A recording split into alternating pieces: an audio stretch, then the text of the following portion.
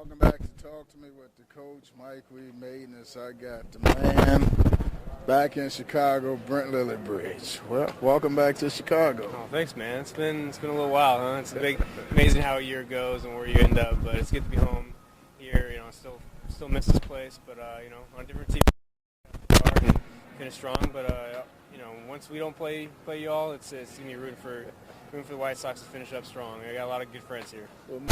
Fun night tonight, and for them, we'll get the rest of the 3-game series at home. All right, well, let's go in a little different direction. You know, I show reach a young audience. I coach college ball, and I've always told my guys that this game is a business. Major League Baseball is a business, not a sport. From the inside, anyway. Lillibridge, I mean, you come up to the big leagues, break in with these guys. How emotional is it to get traded in the midst of a season? Yeah, I mean, like I said, it's a business, but at the same time, you're hanging out with the same guys for, 7 months out of the year. You get to know a couple of people. You might not like all of them, but you get to know a lot of guys and get pretty close. Families get close, kids get close, the wives get close. And so it's a little tougher. I've been here for 4 years, and it did. I got a lot of really good friends that ain't gonna stop here, if I'm not playing here anymore. But it's just part of the game, man. It's like you said, it's just the next step, whatever it is. But, once you're in the baseball family, for the most part, it's always family. Yeah. It'll be a little different whenever we're all done playing, in 10, 15 years, whenever we all have to try to find other jobs. But, it's always bad. I love Chicago. I love the city. I love playing here. They gave me a great opportunity here. But, it's part of it. You got to move around and just try to make some money. And that's the biggest thing for, the family and stuff like that. But I always look forward to when I play here and come back here and play against Chicago, or opportunity to play here again. Yeah, and people don't understand. I guess I understand being a coach. When you travel with a team, they become your family. Mm-hmm. You bond on the road, you laugh, you do things, and y'all see each other every day. You get tired of looking at each other sometimes, but it's still a family at the end of the day. Oh, absolutely. That's what it's about. You're going through those long days. Like, that's all you guys got. The family, your actual families ain't traveling with you. And it's just part of it, man. You're going to connect with each other, and you're going to have your guys you want to be with and be rooting in your corner. And that's part of it. And it's, you miss it, but you learn. It's amazing how quickly you can connect with other guys on other teams like that, because we all do the same thing. We know how to play baseball, and personalities kind of can gel one way or another. And but yeah, you never forget the guys you grew up and you played with, and all the spring trainings with, and all that stuff. So, man, your experience, your journey, your young experience in the big leagues, what has this been like so far for you? It's been good, man. I always have higher expectations of myself, higher goals, but, I'm here in the big leagues. I've been here for a while now, and that's all I want to do is just be a kind of a steady guy in the big leagues, and I hope I continue to do that and get better and better. I had a great year last year to kind of get my feet wet, and I wanted to do that this year, and a lot of stuff didn't go my way, but hey, that's the best part. You have the fire and the hunger in the off season to really work to get better and to get back to what you think you can do, and that's what's so great about this game of baseball. And I'm looking forward to finishing the next, for us, the next 7 games, and then back to in the cages and all that stuff to get ready for next year, and wherever I'm at, hopefully I'm still with Cleveland and get after it and have a great year and beat up on you guys. You had to get down with it. Absolutely, man. So, what is this Cleveland? What is like being, the Cleveland experience? It's been, I got here, they were playing good 2.5 games back, and it went straight downhill. It's tough. A lot of young guys on the team still trying to figure out, the consistency of the game, and it showed.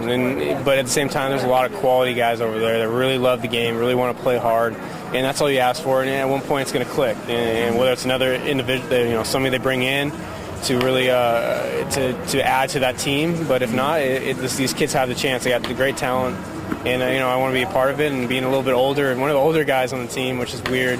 Just be a part of that, be, a leader in a way, especially on the field, and go from there. I'm excited with what they have. It's just been a tough end of the season, and but it's baseball. Baseball is baseball. You just and keep working and doing the game right, and hope that it gives you back a little bit of respect. When we talk about young guys on the team, I think one of the most toughest adjustments for a guy in the big league is getting through that period of that insecurity.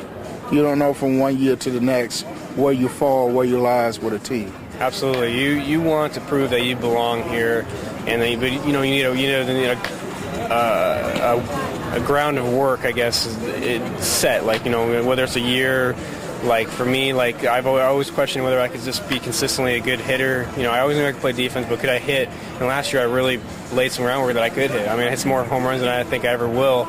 But, like, I have that in my pocket to say I can do it. And I just got to try to find back and get back to that every year and work on getting better past that. And that's so important for young guys to have at least that 1 year or a success for a couple months that can really set you. I mean, you see young guys come up that we're not really big names, but they catch fire at the right time when they're here, and all of a sudden their careers go off, and they're always a great baseball player where they weren't anything that great or special in the minor leagues. It's just the timing's got to be right, the atmosphere's got to be right, and the swing's got to be right, or the arm's got to be right, and it's amazing how this game works. And that's the biggest thing.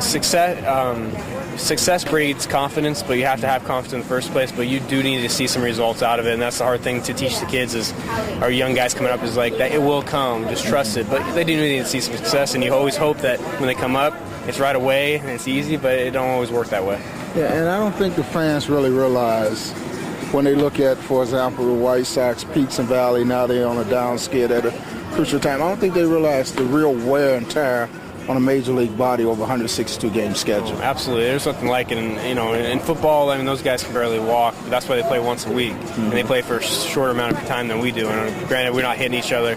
We're running around. We're playing every single day, basically, with a couple days off a month. Mm-hmm. And it just it wears you out. You have to maintain health, eat right. You have to work out right. I think the biggest thing for all of us is the mental, being able to be that focused all the time, every day, going to the ballpark.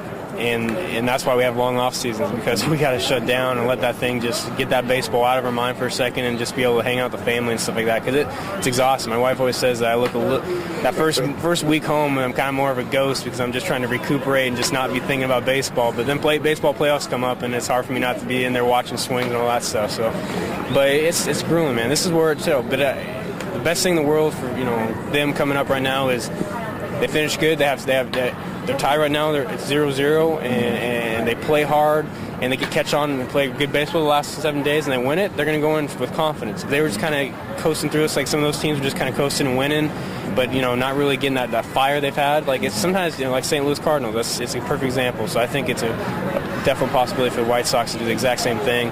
I'm not going to help them. But Stop saying that. I'm not going to help them at all. But at the same time, it's going to show it. This is a younger team, but at the same time, a lot of veterans. And we believed when I was here, when I left, that we had a great chance to be in the playoffs, and they're right where we thought we would be when we came to spring training. We all believe this, and we're in there. And I don't think anyone's going to quit until that last day, and they say you can't go to the playoffs. Coach with Brent Lillibridge, and I got to say, though he changed uniforms, he's always been a class act with the coach.